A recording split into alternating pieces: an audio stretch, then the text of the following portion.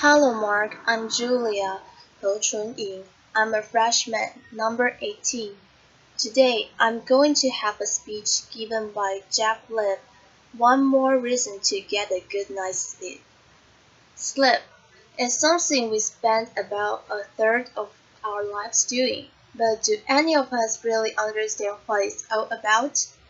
2,000 years ago, Galen, one of the most prominent medical researchers of an ancient world, proposed that while we're awake, our brain's motive force, its juice, would flow out to all the other parts of the body, animating them but leaving the brain all dried up.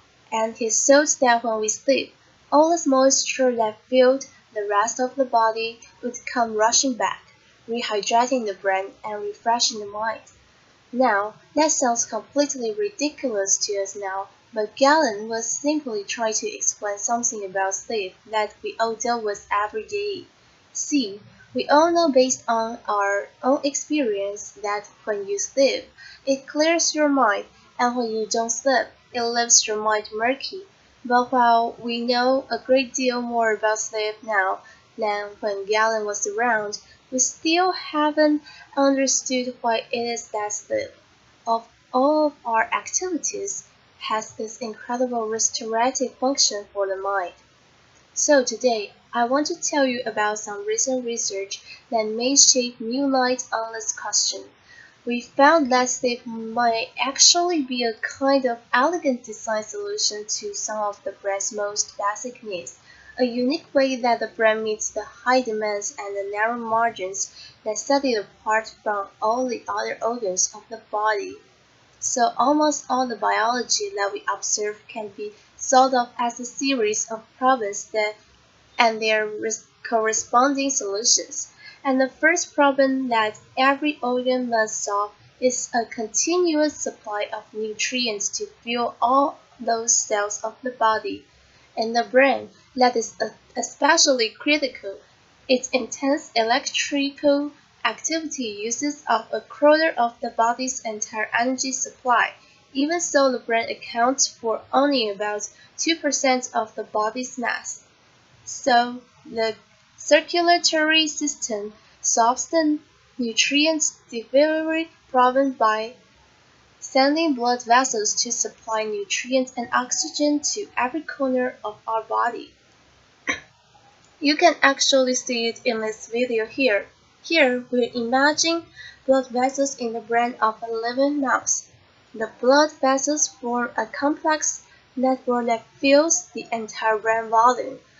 They start at the surface of the brain and then they dive down into tissue itself. And as they spread out, they supply nutrients and oxygen to each and every cell in the brain.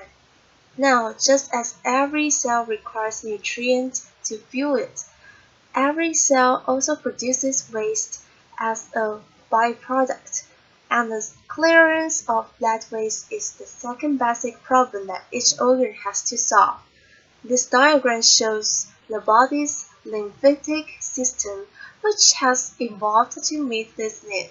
It's a second parallel network of vessels that extends throughout the body. It takes up proteins and other waste from the spaces between the cells. It collects them and then dumps them into the blood so they can be disposed of. But if you look really closely at this diagram, you'll see something that doesn't make a lot of sense. So if we were to zoom into this guy's head, one of the things that you would see there is that there are no lymphatic vessels in the brain. But that doesn't make a lot of sense, does it?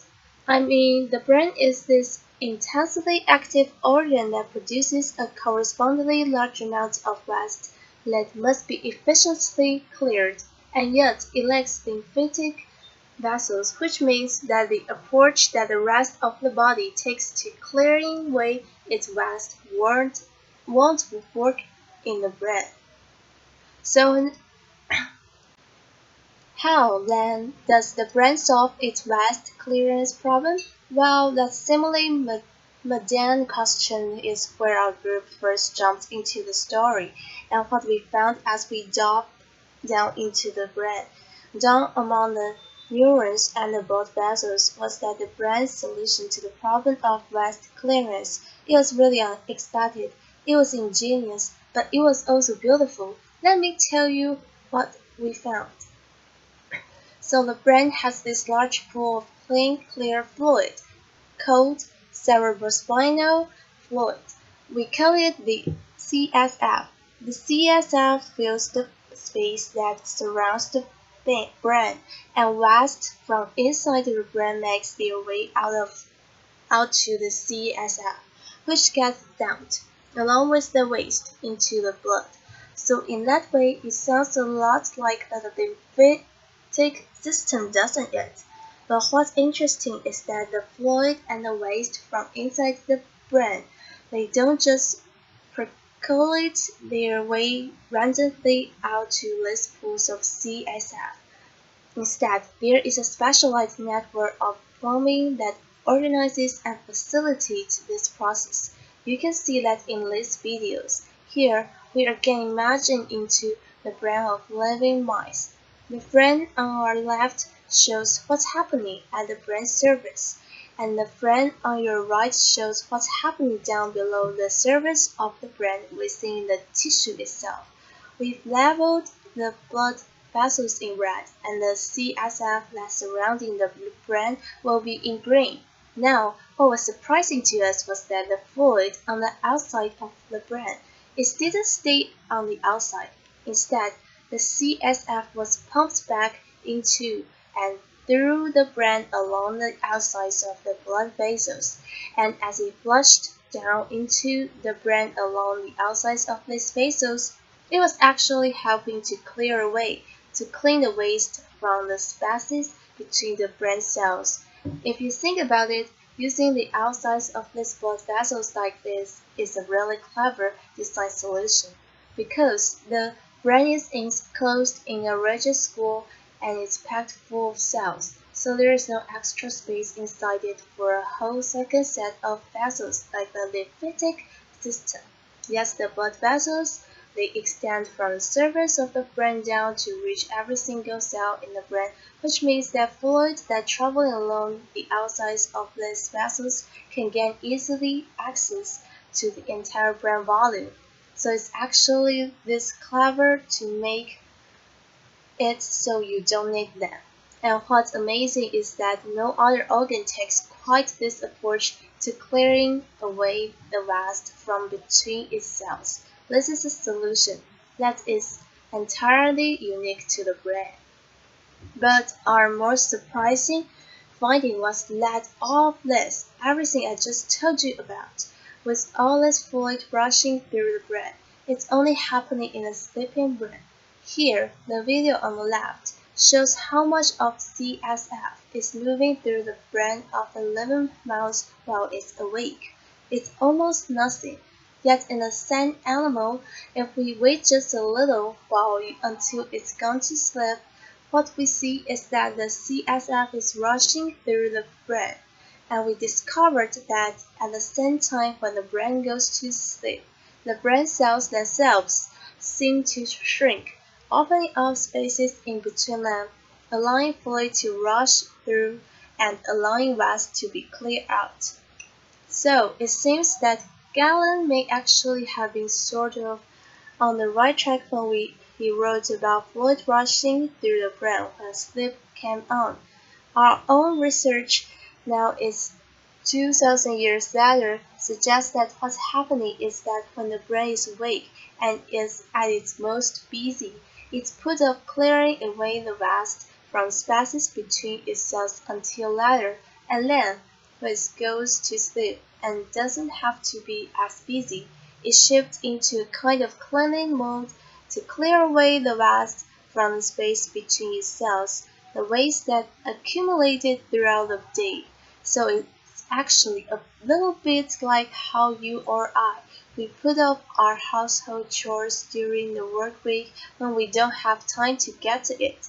And then we play catch up on all the cleaning that we have to do when the weekend rolls around. Now, I've just talked a lot about waste clearance, but I haven't been very specific about the kinds of rest that the brain needs to be clearing during sleep in order to stay healthy.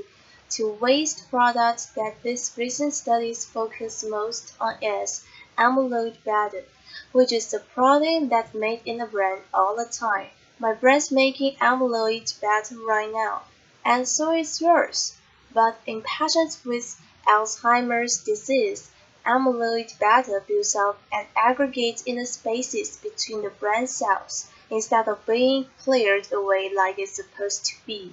And it's this buildup of amyloid beta that's thought to be one of the key steps in the development of that terrible disease.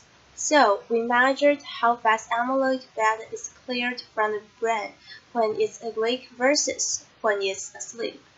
And we found that indeed the clearness of amyloid beta is much more rapid from the sleeping brain. So if sleep then is part of the brain's solution to the problem of vast clearness, then this may dramatically change how we think about the relationship between sleep, amyloid beta, and Alzheimer's disease. A series of recent clinical studies suggests that among patients who haven't yet developed Alzheimer's disease, worsening sleep quality and sleep duration are associated with a greater amount of amyloid beta building up the brain. And while it's important to point out that these studies don't prove that lack of sleep or poor sleep cause Alzheimer's disease, they do suggest that the failure of the brain to keep its house clean by clearing away waste, like amyloid beta, may contribute to the development of conditions like Alzheimer's. So what this new research tells us then is that the one thing that all of you already knew about sleep, that even Galen understood about sleep, that it refreshes and clears the mind, may actually be a big part of what sleep is all about. See, you and I, we go to sleep every single night, but our brains, they never rest. While our body is still and our mind is off walking in dream somewhere, the elegant machinery of the brain is quietly hard at work cleaning and maintaining this unimaginably complex machine, like our housework. It's a dirty and a thankless job, but it's also important. In your house, if you stop cleaning your kitchen for months, your home will become completely unlivable very quickly. But in the brain, the consequences of falling behind may be much greater than the embarrassment of dirty countertops, because when it comes to cleaning the brain, it is the very health and function of the mind and the body that at stake, which is why understanding these very basic housekeeping functions of the brain today may be critical for preventing and treating diseases of the mind tomorrow. Thank you. A pause. Hello Mark, I'm Julia Ho Chunying. I'm a freshman